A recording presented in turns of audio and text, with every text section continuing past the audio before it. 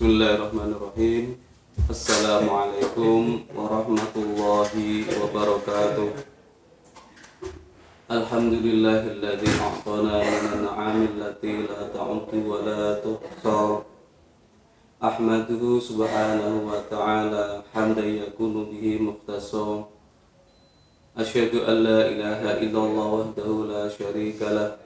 Syahadatan 'abdin lam yakun mu'anidan wa la 'asa. Wa asyhadu anna rasuluh alladzi sara bi syafa'atil udma muqtasa.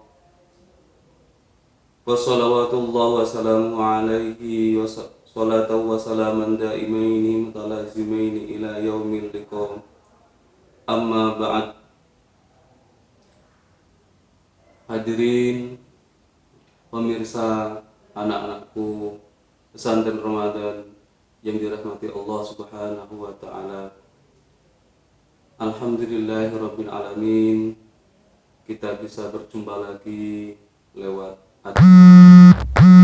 Ramadan kali ini di bulan suci Ramadan yang penuh berkah ini, di hari-hari 10 terakhir yang insya Allah kita semuanya diberikan kekuatan untuk bisa menyempurnakan ibadah puasa ini. Salawat dan salam semoga senantiasa terhaturkan kepada junjungan kita, Nabi besar, Nabi akhir zaman, Nabi Muhammad SAW, yang senantiasa kita nantikan syafaatnya sejak di dunia ini, lebih-lebih nanti di yaumil kiamah. Semoga dengan kita bisa meneladani apa yang menjadi sunnah-sunnah beliau, kita termasuk umatnya yang akan mendapatkan syafaatnya. Amin amin ya rabbal alamin. Anak-anakku pesantren Ramadan yang dirahmati Allah, setiap perbuatan yang dilakukan manusia mengandung konsekuensi, dipuji atau dicela, dipuji oleh satu pihak, dicela oleh pihak yang lain. Tak ada satupun tindakan manusia yang dipuji oleh semua manusia, meskipun itu perbuatan yang baik. Begitu pula sebaliknya, tak satupun tindakan manusia yang dibenci oleh semua manusia, meskipun perbuatan itu nyata-nyata perbuatan yang sangatlah jelek atau buruk. Oleh karena itu, mengharapkan ridho dan dukungan semua manusia hanyalah khayalan semata. Itu mustahil untuk terjadi, betapapun kita menginginkannya. Terkadang masih ada orang yang ingin menarik simpati semua kalangan. Di satu sisi ingin bersahabat dengan malaikat, tapi di sisi lain juga ingin berkawan dengan setan. Sesekali berbuat baik atau taat untuk menyenangkan teman-temannya yang taat atau yang beriman. Namun sesekali juga menyengaja berbuat dosa untuk meraih simpati hati teman-temannya yang tersesat. Meskipun cara ini ditempuh, pun tidak bisa menyenangkan kedua belah pihak. Maka orang yang beramal dan berbuat untuk dipuji semua orang, atau meninggalkan sesuatu karena ingin menghindar dari celaan semua orang, dipastikan dia akan menjadi orang yang bingung, karena langkahnya akan bimbang, ingin berbuat takut akan dicela dan dicaci oleh pihak-pihak yang tidak senang. Dan itulah yang terjadi di dunia ini. Anak-anakku pemirsa rahimakumullah, orang yang berakal senantiasa menjadikan kebenaran sebagai acuan setiap tindakan, bahkan bukan karena landasan pujian atau celaan. Karena apapun pilihan yang diambil tetap tidak mampu menyenangkan atau memuaskan semua orang. Pada kebenaran ada potensi celaan. Apalagi keburukan, pasti ada peluang cercaan atau hinaan dari orang. Hanya saja berbuat baik berpahala besar di sisi Allah Subhanahu wa taala. Sedangkan melakukan kemaksiatan adalah kehinaan di dunia dan kesengsaraan di akhirat.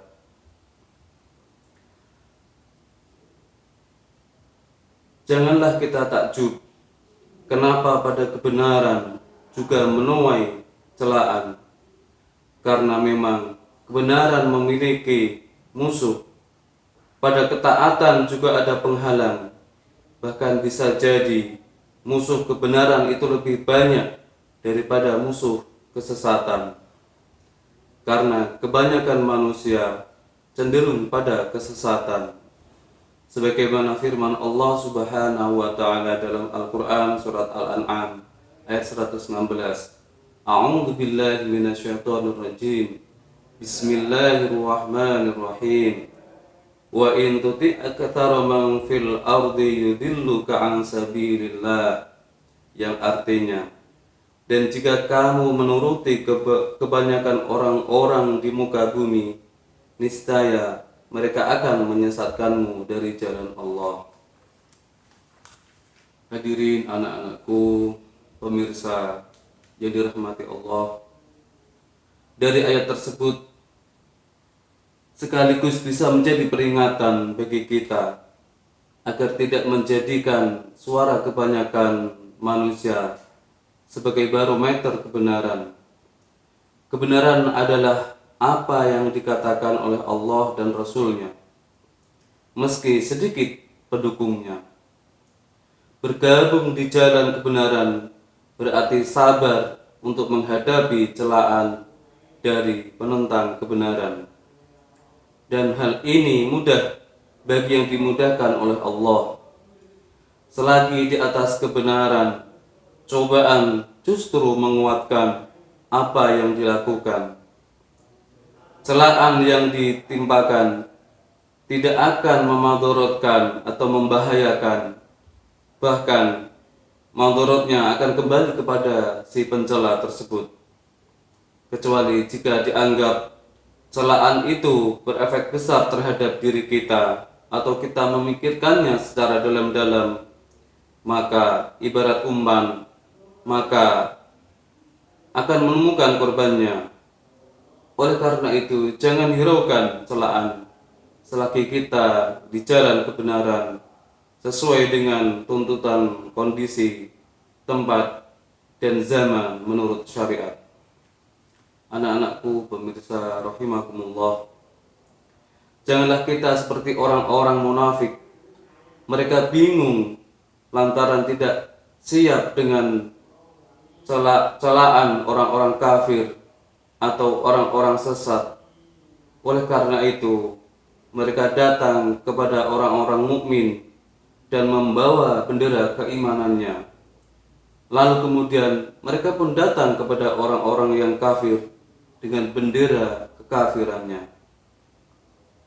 Bagi orang-orang yang menjadikan Allah sebagai tujuan ketika beramal kebaikan, maka pujian atau celaan tak mempengaruhi kebaikan yang ia lakukan. Tidak lantas loyo karena dicela, tidak pula terbuai karena disanjung orang.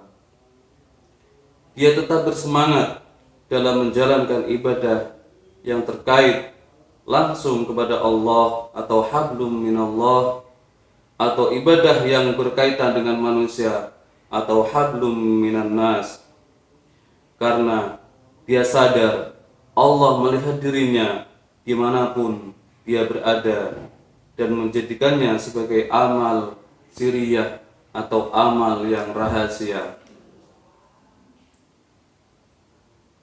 Sebagaimana ibadah yang terkait langsung dengan Allah atau hablum minallah, dia tidak akan mengharapkan balas budi, tidak terpengaruh sikap orang yang telah dibantunya, tidak menyesal atas bantuan yang telah diberikan.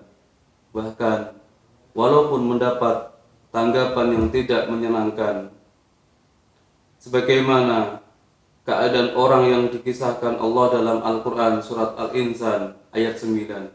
A'udzu billahi minasyaitonir rajim. Bismillahirrahmanirrahim. Innama nut'imukum liwajhillahi la nuridu minkum jazaa'an wala syukura. Yang artinya, sesungguhnya kami memberi makanan kepadamu hanyalah untuk mengharapkan keridhaan Allah. Kami tidak menghendaki balasan dari kamu dan tidak pula ucapan terima kasih. Hadirin anak-anakku rahimakumullah, berbuat baik dan bertindak sesuai petunjuk Allah dan mengharapkan pahala adalah pangkal dari kebahagiaan dan ketenangan hidup di dunia ini. Lebih-lebih ketenangan di akhirat nanti. Maka tidak usah takut dicela atau dipuji selagi berbuat baik karena Allah. Tidak pula haus pujian karena berada di atas ketaatan semata-mata karena karunia-Nya. Allah lah yang layak dipuji, karena kita manusia tidak ada yang sempurna, semuanya hanya milik Allah Subhanahu wa Ta'ala. Semoga kita termasuk orang-orang yang bisa melaksanakan sifat-sifat terpuji, khususnya di momentum bulan Ramadan ini, bisa melatih pribadi diri kita sendiri untuk bisa berbuat lebih baik, karena puasa melatih kita untuk menjadi pribadi yang lebih baik. Semoga apa yang sedikit bisa Bapak sampaikan ada manfaatnya untuk kita semuanya. Akhirul kalam, wallahu muwaffiq ila aqwamit thoriq. Wassalamualaikum warahmatullahi wabarakatuh.